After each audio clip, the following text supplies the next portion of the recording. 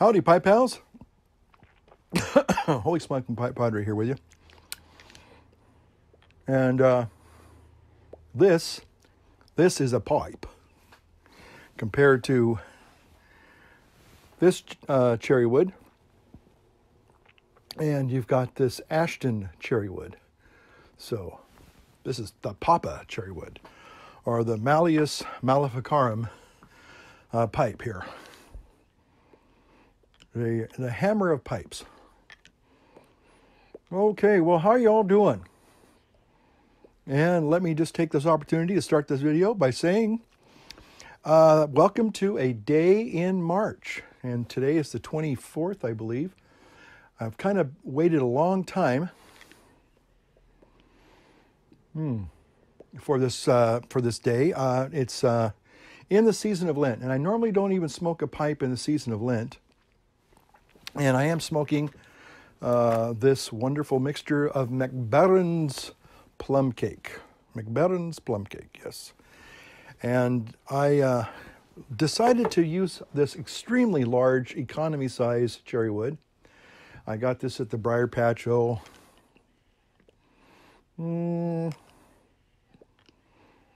probably about 6 years ago.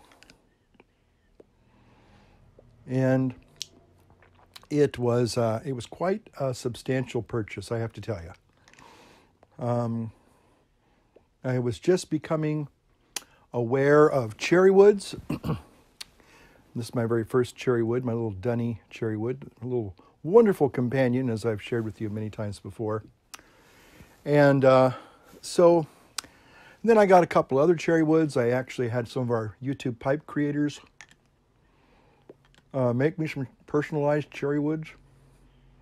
Giovanni Pipes, Philippe Rivera. I think those are the two guys that made cherry. Oh, and and Joe Case, the one and only Joe Case. And then I had also bought a cherry wood from one of the guys at the Briar Patch.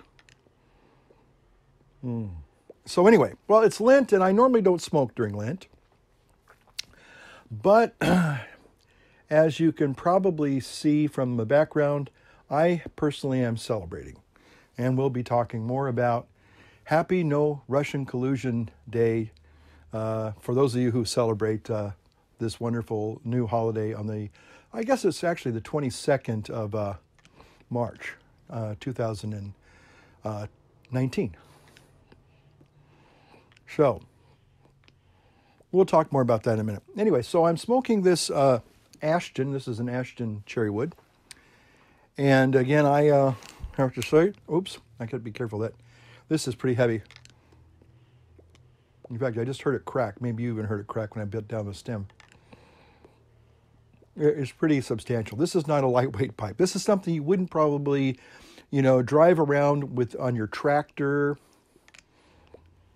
or your Lamborghini with the top down, or your Austin, an Ashton and an Austin Martin with the top down.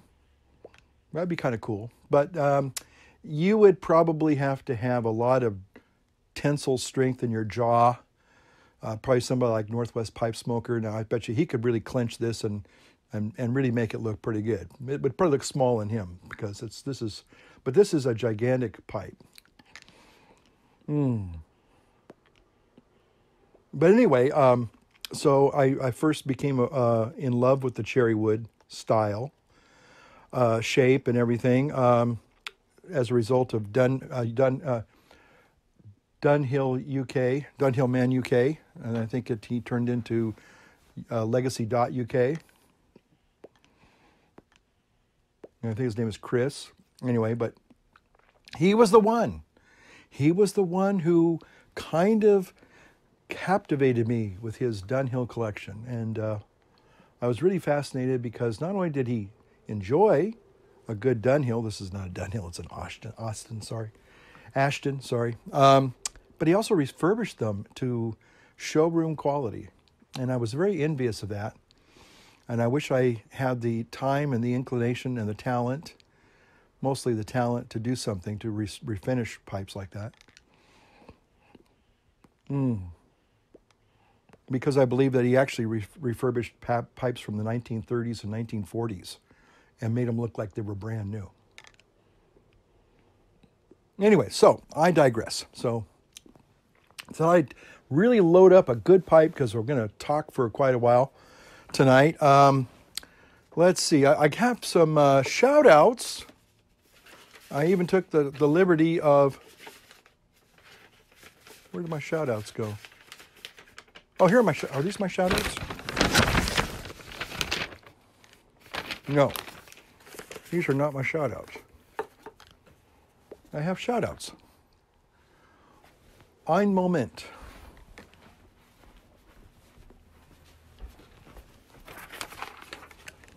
Okay. And here we are in my nicotine-stained fingers. You know, I clench it up a little bit higher, it won't crack the stem, but I've already cracked the stem once. So here we go. So I have a couple shout outs. And these were some comments I saw tonight when I checked my YouTube channel. And I have to apologize. I don't normally, obviously, I don't normally post to my channel as frequently on this channel as I would like to. I have to tell you that I'm extremely busy these days. And even to make a video tonight is a very rare thing because normally I'm either engaged in some liturgical activities in the evening. We go to different parishes in the Lenten season and we hear confessions. And so my evenings are pretty much at the beck and call of others. And that involves me not only going to these parishes, but driving, quite substantial distances to even get there. So I don't have an awful lot of free time, which I used to have. And so I have to try to shoehorn in a video when I can. I still am doing on a regular weekly basis, my other channel, Stevenson RF, which is my homily channel. And you're welcome to check that out too. It's all one word, Stevenson RF, one word, at YouTube, and that's my homily channel. So if you're interested in kind of getting another perspective on my ideas on the liturgical readings for that week, you can join that channel and check it out from time to time. And some of you do. Okay. Yeah, I think I have cracked it right there. I don't know if you can see it or not. It's really, I'm sure I can get another stem eventually. I'm probably going to have to, but probably I knew what I need to do is get a good old-fashioned softy bit and really crank up on it so I can kind of, balance it in my old clenched jaw and talk and smoke at the same time. Okay, here's some shout-outs. These are just passing ones. These are the ones I just kind of copied down and just for... I thought, oh, these people were really nice to say hi and make a comment. Most of them were pretty positive. It says Stony Lawn Cottage Pipe. Hope I got that right. Stony Lawn Cottage Pipes commented, like the shorter vids. Okay, all right. Contemplative Piper commented, Padre, we want more content. Okay, thank you, Contemplative Piper. See what I can do.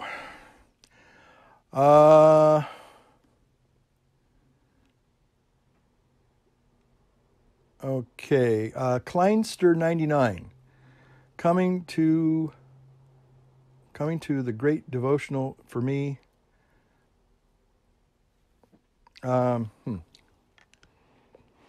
Sometimes what I did tonight is I tried to dictate these. I just read them off into my dictation. And unfortunately, that dictation thing doesn't always work out. So I think he was saying that he thought my comments were pretty good from a devotional standpoint. And he said, it's an eye for an eye for me. And I respect until disrespected, then it's a pound of flesh time. I thought, okay, all right. So not 100% sure what he's saying there, but I think he says, we can my kind of my standard theme is let us agree to disagree respectfully. Yeah. Nabil, I'm going to probably mangle some of these names. Gafar also commented, I don't know why, but I like to hear you talk about anything. You have a natural voice, a lot like Matches 860. Wow. He says he likes listening to stories when smoking a pipe. Feels like he's not smoking alone or he's smoking with somebody because they're all friends. And he just said, thank you very much. So, Pacific Northwest pipe smoker, he says, I believe that God created tobacco knowing the benefits it contained. People have distorted it by adding chemicals. Couldn't agree more. Joshua Irvin said, you should denounce your evil religion. Catholicism has become a joke and is rotten to the core. Interesting comment. Gabe Petin Chiono? Gabe's a frequent commenter, so Gabe, we've talked before and texted back and forth, or at least messaged back and forth over the years, and he's always a very positive voice. And then he said, nearly the entire pipe community is wonderful, but you are one of the few that speaks his mind with 100% common sense. Wow. That's a high compliment. I applaud you. Well, thank you, Gabe. I thank you for watching and sharing some of your really excellent comments from time to time. And Max Theoretical commented an interesting comment on probably something I've said about geopolitical things. He says, the West stopped fighting the Cold War when the Berlin Wall went down. Communists didn't stop fighting the war, though. Very good insight. Excellent insight. Excellent. Okay, so put that over there. Going to have to retamp and relight, I'm afraid, because I let it go cold a little bit. But then again, maybe I've got some good embers here. This is a kind of a massive, let's see if we got any smoke going on. Yep, I had a feeling. Okay, well, get out the old trusty, rusty Dunhill. Ugh. Okay.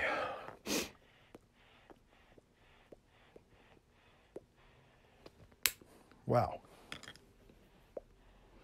So anyway, I thought I would do some McBaron's plum cake tonight because I feel like I want to celebrate. Now, I normally don't smoke during Lent, so I'm kind of I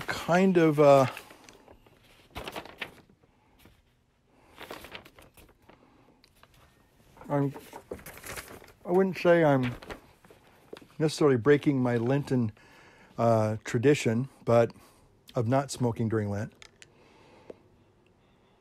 But because of Happy No Russian Collusion Day, I just thought it's time to celebrate just a little bit, kind of midway through Lent here. We're in the third week, so it's kind of almost at the halfway point. So anyway, I do want to talk a little bit about what's going on in the news and in the world today. Speaking about things in the world, there's a lot of trends. And maybe some of you have seen these trends. Maybe some of you have actually participated in these trends. Maybe you have friends that are doing these things. Or it's kind of like the modern day equivalent to well, of course, now when I say these things, most people won't even know what I'm talking about. And because they weren't even, the goldfish swallowing thing was probably my generation, but I was a child when they were doing that. So, but flagpole sitting, I think that was in the 30s and the 40s. The goldfish swallowing thing, I think that was in the 50s. I was born in the 50s, so I can claim that I belong to that generation. Got to get a pipe cleaner, if you'll excuse me. Pay no attention behind the man behind the curtain here. Okay. So,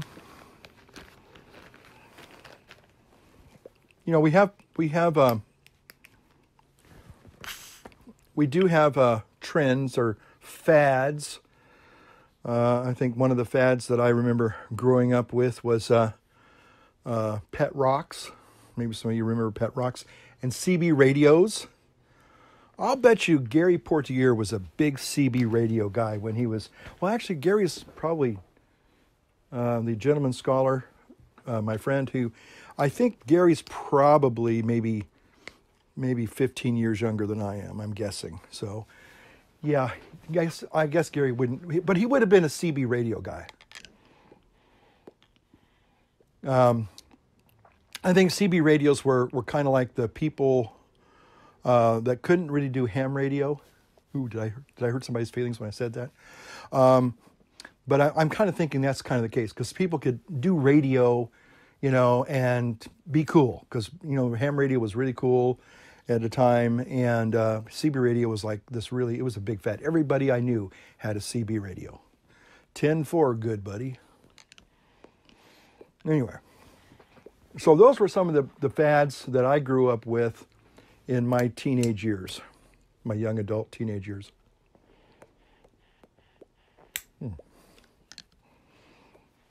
Those of you who live in other countries, I don't know if they have fads like, say, in Deutschland or say France. Well, France usually is more of a fashion thing, and so they have their own kind of world.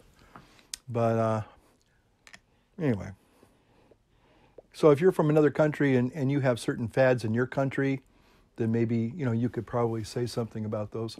Uh-oh, I have done my... Okay, good. I was hoping that wasn't on a switch. I was looking at that and go, oh gosh, it's on a switch.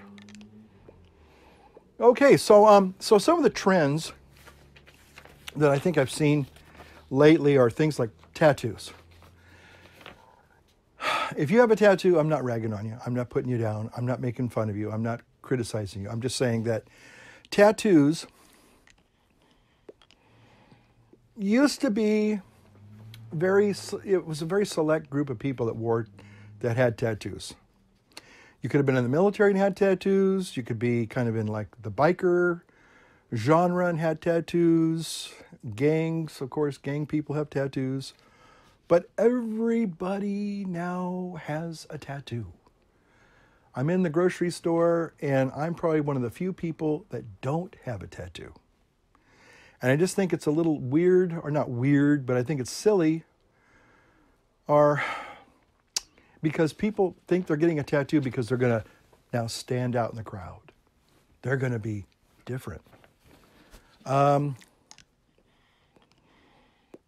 see little elderly ladies that have tattoos.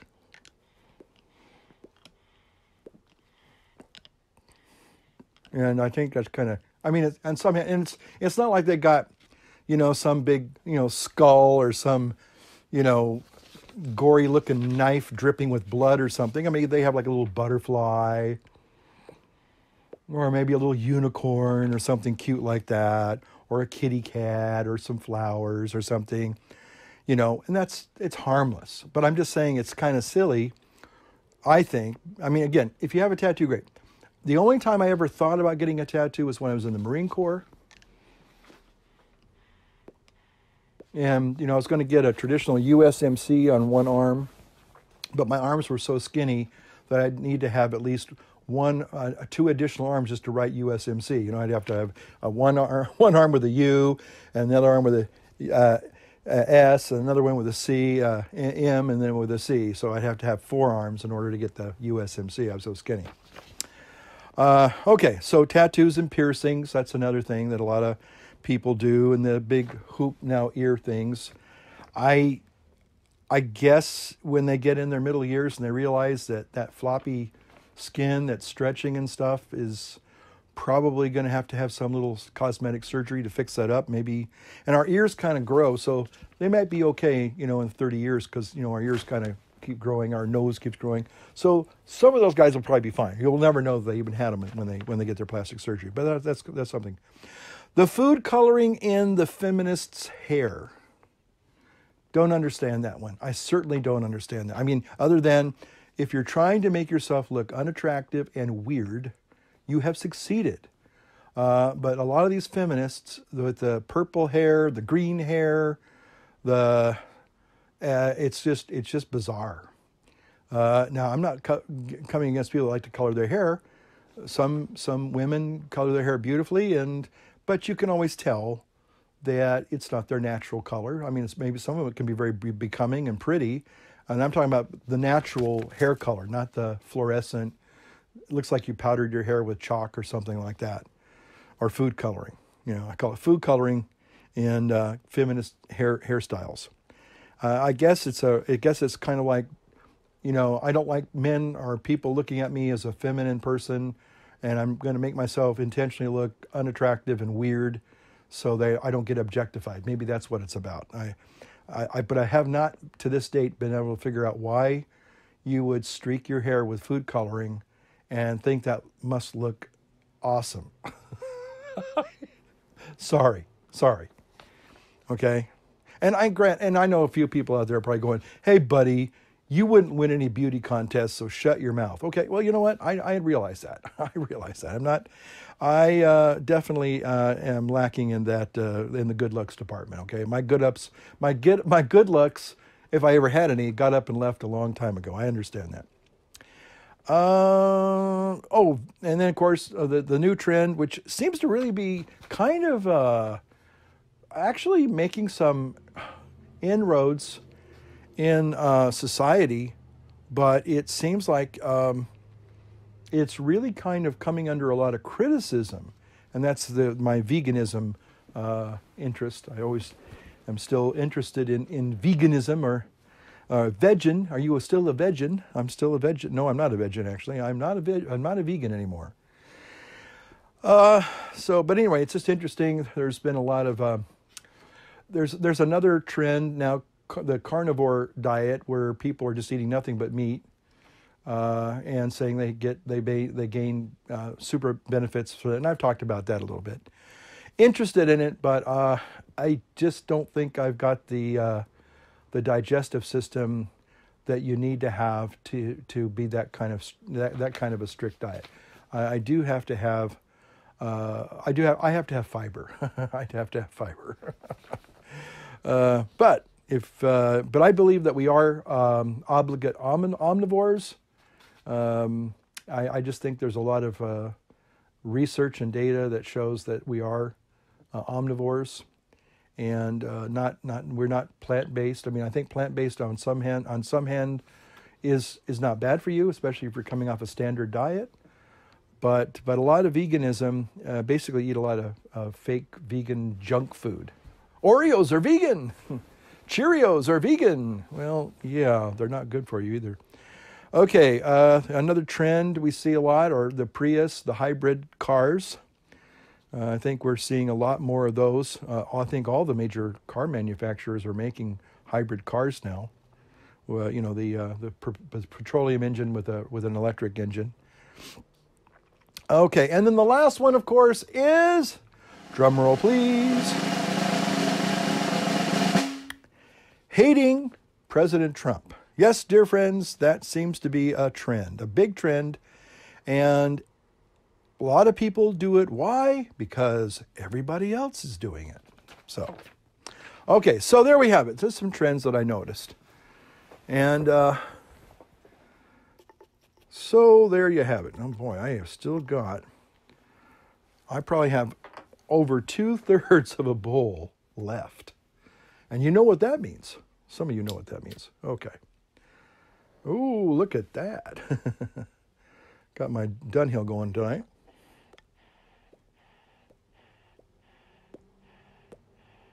Ooh, that's good. Okay. So I'm smoking a pipe here on this third Sunday in Lent. And the one thing I don't have at my elbow is a libation. And I normally drink coffee when I'm doing a pipe video, but I am not drinking coffee during Lent. And this is the third year I have given up coffee successfully. And I have to say, a lot of people don't realize this. I think some do. Perhaps many do. That giving up caffeine is hard because it's very painful. Or at least it is for me. Every year, for the last 3 years, I've been able to do it. I go through these caffeine withdrawals, and they're vicious, and they really are painful. I have really horrible, violent headaches, kind of comparable to migraines, and they'll last about a week. They come and go, but boy, they hurt. And so this year, it was very, very painful. It started off kind of mildly painful. I mean, I was expecting a certain level of pain. And I thought, okay, yeah, I'm not unaware of this. I've gone through this before. I'll be okay. And it usually takes about 7 to 10 days to finally get completely over your little caffeine withdrawal thing. I know that's a long time. If it was like maybe 2 days, it wouldn't really be that bad of a thing. You just go through the first couple of days and then you're done and that's it. But it's a long, drawn out kind of a thing. And so by the very last day, in fact, by day 6 and 7, I thought, oh, I think this was pretty easy. I had some pain, no doubt, but it was like, yeah, well, you were expecting that, and you kind of just rolled with it, and it was fine. But the very last day, like day 10, boy, did it come back with a vengeance. It's almost like saying, I'll teach you to give me up. It felt like a mule was kicking me in the side of the head for like 12 hours. Oh, it hurt so bad. And I couldn't sleep. In fact, it was a Saturday night, which is not a good thing for me. I need to sleep Saturday night because I got to get up, and I celebrate, of course, Mass every Sunday, several days. I have several Masses during the day. And I have to be somewhat rested and refreshed and, able to do that. And unfortunately, I was in a lot of pain. So, anyway, there you have it. So, giving up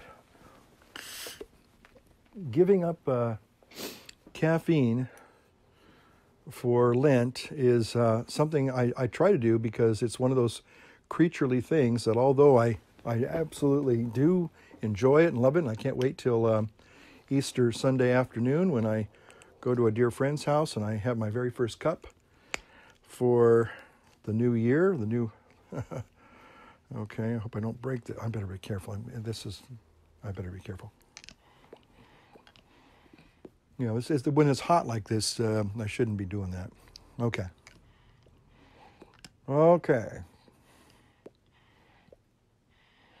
Well, okay, so here I am, and I am on, this is a day in March. Welcome to a day in March. Again, I want to thank all of you who stop by and watch these videos from time to time. It's always nice to get your comments, and I appreciate that. Even the ones that maybe disagree with my positions on things or whatever. But hey, it's a free country, free world. Thanks be to God. And you're entitled to your opinion, and I'm entitled to mine. Yeah. Okay. So, tonight I'm just celebrating. I'll be honest. I'm going to be very candid about this. I think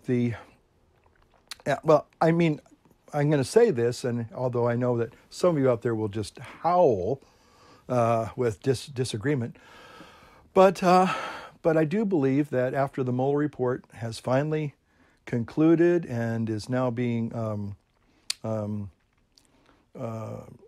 promulgated, I guess you could say that. We talk about publishing, making known the outcome of the report.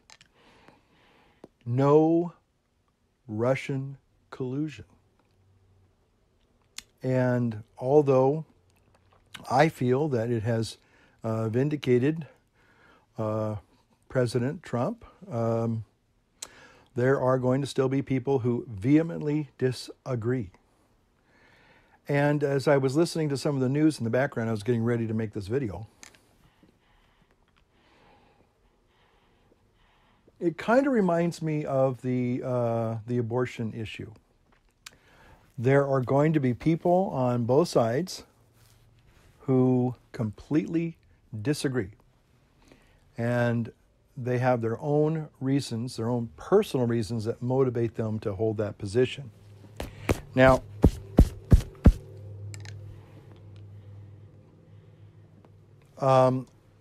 I personally believe that scientifically, that issue, talking about the abortion issue, that biology and science clearly state that the fruit, if you will, of conception is a human being. But I am fascinated to learn that young people today do not understand that. They will say, no, it's not. It's just a clump of undifferentiated cells. What in the heck does that mean? And they will scream up and down that, it's a thing, not a person. And but science, the American Pediatric Association, I think that's called, has said that biologically and scientifically, that it is truly a unique human being is formed or created at the moment of conception. That's biology, that's science. And you can share that with people, and they will flat out disagree with you. And I think the same is true with what's happening with the Mueller conclusions report. So many people who hate this president were hoping and believing that, yes, it's just a matter of time. Mueller, yes, Mueller, Bob Mueller, St. Robert Mueller. He is going to he's going to prove once and for all, without a shadow of a doubt, that Trump is a Russian agent and he colluded with Russia and stole the election, and now we can throw him in jail and bring in Queen Hillary and, make her, the first American queen, I guess. I don't know. I'm being that's a little bit hyperbole on that part. The last part, that is, of course. But anyway, so the problem is that if you are a quote-unquote Trump supporter, hold on just a second.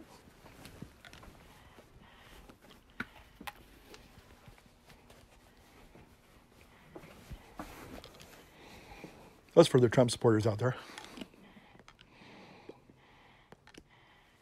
So if you're a Trump supporter, you're probably saying, hey, this is awesome stuff. No collusion. All right, cool. But if you're not a Trump supporter, put my hat down there for now, then of course you're not going to believe a word now that the Mueller report came up with. Because now you feel that just like the election, it's tainted. Somehow you can't trust that. It's illegitimate.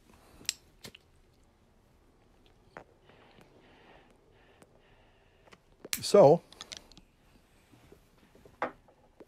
that's where we're at. So it's kind of like a Mexican standoff. You've just got people who just flat out disagree.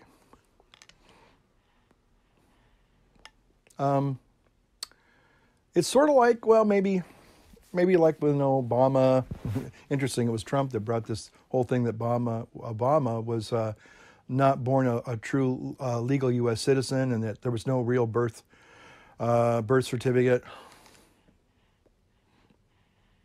And then they eventually produced one.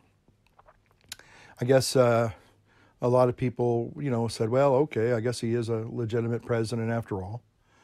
But there were still some that, just don't believe it. Absolutely, nope, don't believe it. And I just hate to say it, but that's the world we live in now. There are people that will tell you that we did not go to the moon. It was all a hoax. And then there are people, come on, and are the flat earthers. Any flat earthers out there? I'm probably sure there are. People say, yep, the earth is flat. No question about it. And it's just, people, I guess maybe that's the question, is why do certain people hold the positions that they do? Especially in the light of maybe, say, scientific evidence that contradicts their position. Because if you can say something from a scientific perspective, then they'll say, well, who said that? Where's the study that proves that or supports your position there? And then they'll say, "Oh, I don't believe that study. That came up with some group that's in the tank for the NASA or something, or So, and again, that's where we're at. And I think it's very sad. I think because we'll never find harmony, and I think that things are just so divided in our country today. And I don't know how you can reconcile. I don't know how you reconcile that problem.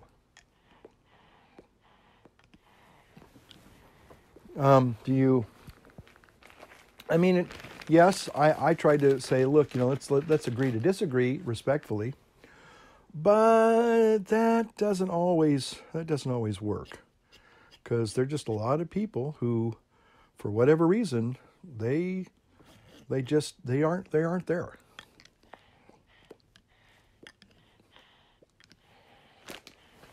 I'm going to go through a package of pipe cleaners, just keeping this bad boy dry.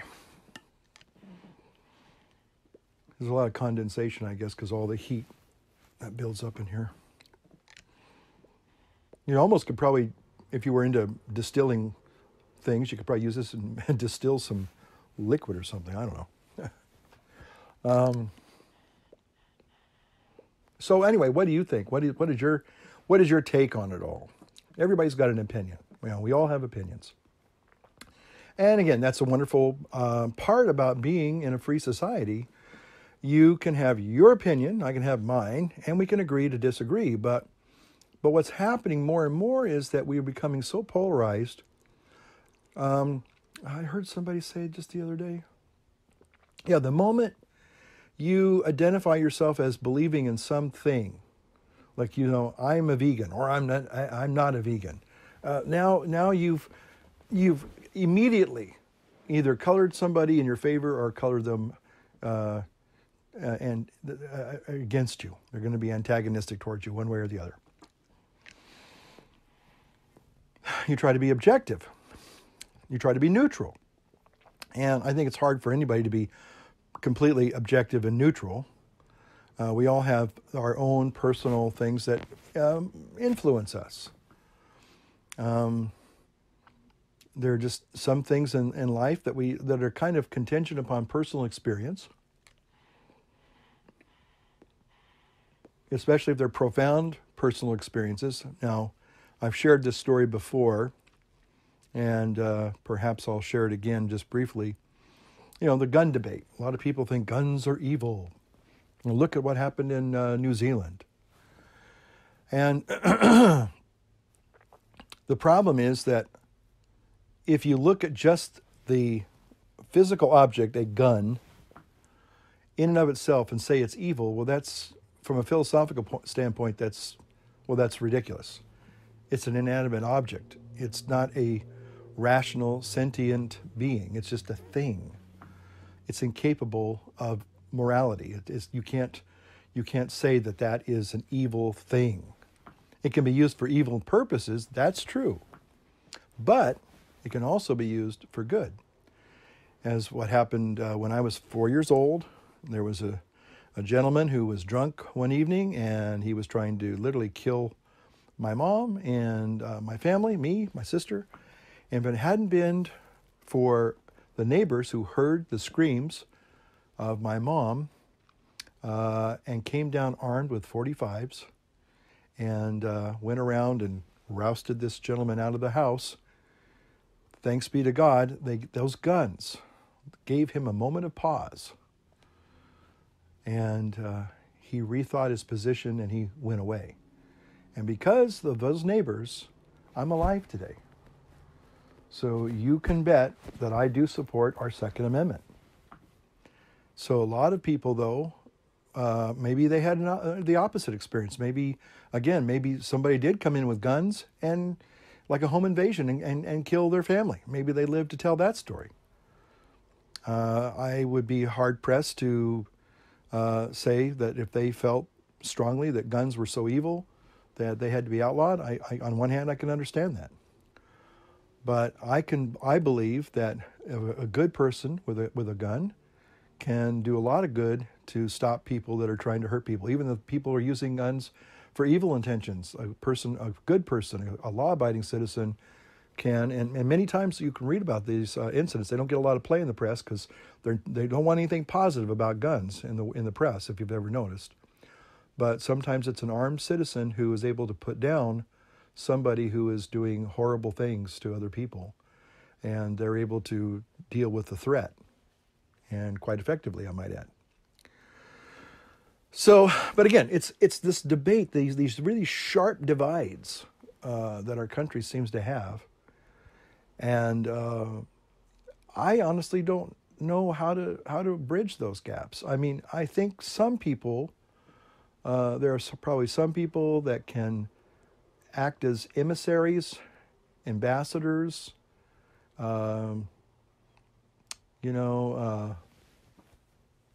liaisons between the warring factions, maybe, kind of like standing there in the good old Cold War days at Checkpoint Charlie, and you got your binoculars and you're looking at the bad guys, and the bad guys are looking at you, and you're able to kind of give them a few signals without being provocative. They're able to, like, okay, we see you, you see us, okay, right. And maybe you can trade some, whether it's prisoners or whatever, and whatever it is you do. But and maybe you have ambassadors that can try to talk about these things. But yeah, I just don't know. People just have some really strong opinions, and you can say, just like the Mueller report did say, that the president, there was no collusion, there are no more indictments coming. I believe, and I've heard this over the last 2 years, and every time I would hear people, trying to say, oh, Mueller's playing this chess game with Trump, and he's going to outsmart him, and he's going to outmaneuver him, and he's just taking his time, and he's making his moves, and he's being very, very careful, and he's really, really, putting a lot of thought, and, he's going to be trapping Trump any day now, and all this stuff. And I kept saying, well, if there had been a real crime, usually people get convicted of a crime. There's a dead body in somebody's living room. That's a crime. Now we need to find out who did it. Unfortunately, this was an accusation looking for a real crime. We have a suspicion. Now we need to find some real evidence so we can pin it on this guy. There's something wrong with that way of thinking, in my book.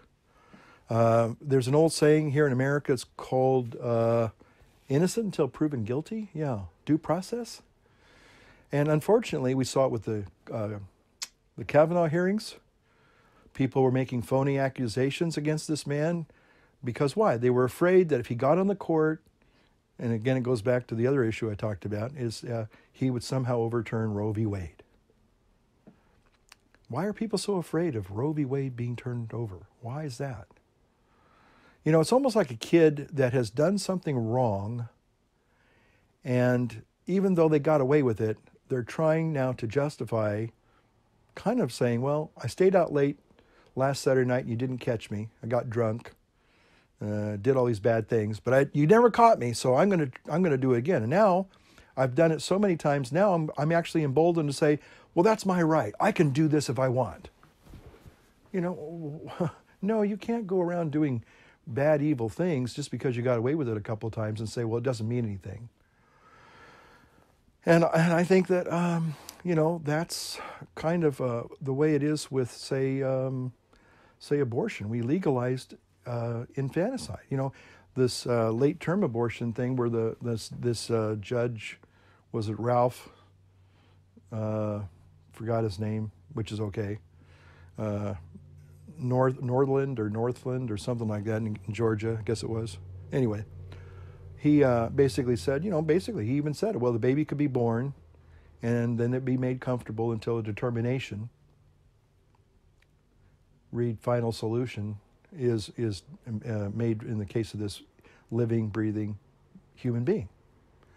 It was a living human being before it was born, and now it's clearly a living human being now that it is born, and now we are even saying it's okay even to kill that living baby. How can anybody think that way? But again, people will scream bloody murder, which it is, until their dying day to protect the right to kill an innocent person. And I don't know why that is. I just don't know why that is.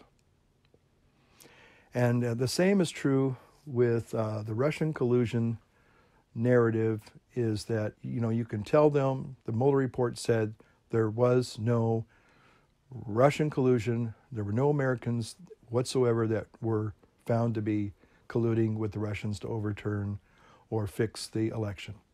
Zip, zero, nada. And yet, and again, I wasn't surprised. And they did say, and we all knew that the Mueller report was going to have some barbs.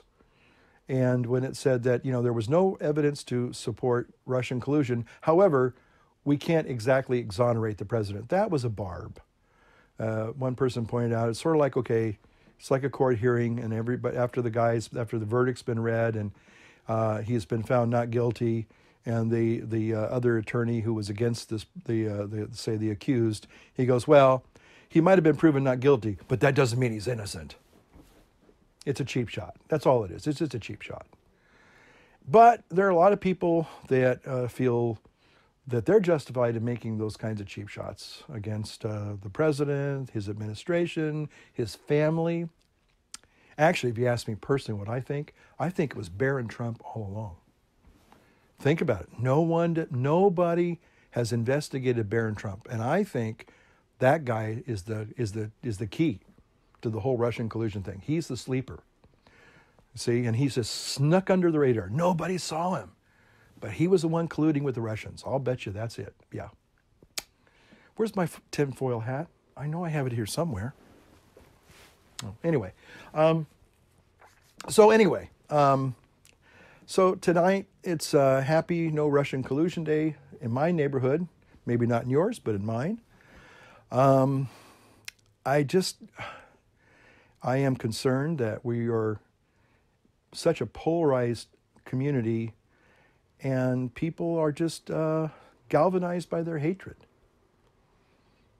And, I know a lot of you think, well, you're a big Trump supporter, blah, blah, blah, blah. And I got to be honest, I didn't vote for him.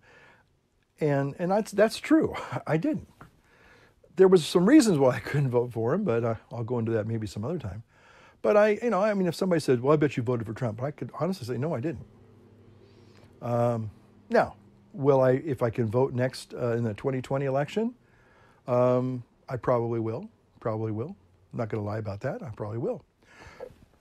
No, okay, let's say all of a sudden there's some new factual thing that comes out that clearly, beyond a shadow of a doubt, that proves that our president did, in fact, have some nefarious connection with Russia and all that. And the evidence is so overwhelming, even though I don't care for the side that's promoting that agenda, I would be hard-pressed not to say, well, you know what? That's where the evidence is. I was wrong. Okay? I'm the kind of person that can do that. I think there are a lot of people that just, because of their pride, they just cannot say I don't know. I can't say that. No. Because of pride. Because of hatred. And I think that's what it's like. It's like they're just trapped by that hate. It just has, it's they're trapped by their hatred, and they just cannot, under any circumstances, admit that they were wrong or that the other side might be right. So the reason why I think I probably sound like I'm a big spokesman, I can say spokesman, for the president is only because, I'll tell you why. It's all these other people that have ganged up on him and attacked him. And I feel for no reason. Now, is he? Some people say, how can you support this president? He's an immoral, blah blah blah, sob, and how he treats. Okay. Well, one of the things you have to do is you have to listen very carefully to what he actually said and what he didn't say. And too many people, they jump the shark and they think that they got it. Oh, we got him. He said this, he said that. And they said, did you read it in context? When you go back and read it in context, it's a whole lot different. Now, he's not. Look, Donald Trump has been a business playboy from his earliest days. And there's no doubt about that. I'm not saying he's a virtuous man. I'm not saying that at all. But what I don't like is when people falsely accuse another person because of their animus and their hatred. They're blinded by that. It's a lot like, what this a lot reminds me of? It's kind of like the Jim Crow South. They're going to come at you with laws, made up laws, or they're going to interpret the laws to basically put you down because of your skin color, because they don't like you. It's the exact same thing. They don't like somebody. And that's where I part company. I say, well, you know what? Look, he's not, if the president came here, well, actually, he drove right down. I didn't tell you. I tell you this about 2 months ago. Or about a month ago, he actually drove right down my neighborhood, right down the street, right here. And I could have gone and waved at him, but I just didn't have the time. I was actually putting together one of my homilies, and I think I might have had a funeral or something that morning. Anyway, I didn't have the time to do it. I wanted to go. But I mean, if he stopped by, he was a mile away, literally a mile away. He could have, if he had stopped by and knocked on my door and asked for directions, or, say, hey, can I borrow your cell phone? I need to make a phone call. I mean, these are all, I know people say, oh, come on, he wouldn't do that. But I'm just saying if he showed up in my parking lot, and we're lost, can you tell me how to get to the TV station at blah, blah, blah. I say, oh, yeah, it's right down the street there. I would be respectful. I'd be polite to him. I'd be saying, hey, God bless you, Mr. President. I probably would say that. But I don't hate the man. I just don't. That's what it really boils down to me. I don't hate this guy.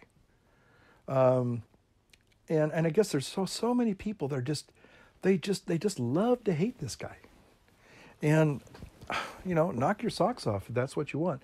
It's like, we love, and I've said this before, we have a society where there's just a lot of angry people. And when you're angry, you want something to lash out at. And you want somebody to be angry at. Take all those bitter feelings and just, it's like a scapegoat kind of thing. Put them out there and, put them on that individual or that thing. Kind of exercising your feelings and your anger and you're upset about something, and you blame something or someone. And I just think that he's the national pin the tail on the donkey kind of guy. Maybe it's Republican, maybe, I don't know. He's a Republican after all. Pin the tail on the elephant, if that's what you want to use that analogy. Anyway, so I'm just saying that I just am not there. And even the former occupant of 1600 Pennsylvania Avenue, I didn't like him. As a person, I was hoping.